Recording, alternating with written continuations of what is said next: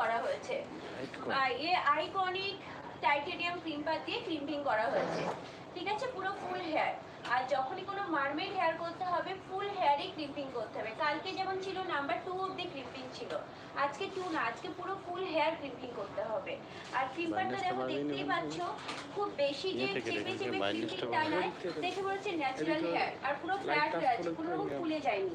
এরকম ভাবে যখন তোমরা প্রিপারেশন করবে এরকম পুরো ফ্ল্যাট, যেরকম না স্মুথনিং স্ট্রেটনিং করলে যেরকম, রিবন্ডিং করলে যেরকম একটা ন্যাচারাল লুক পায়, সেম লুক আসবে, ন্যাচারাল লুক থাকবে। ওকে,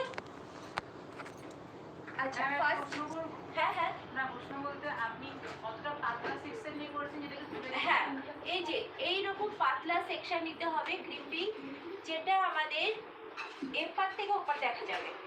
এই যে এইরকম পাতলা সেকশন, এইদিকেও দেখা যাচ্ছে, আবার দেখো এইদিকেও দেখা যাবে, এইরকম পাতলা সেকশন নিতে হবে। আর প্রত্যেকটা ক্রিম্পিং যখন করবেন 90 ডিগ্রিতে ক্রিম্পিং, তাহলে রুটেও ক্রিম্পিং হবে।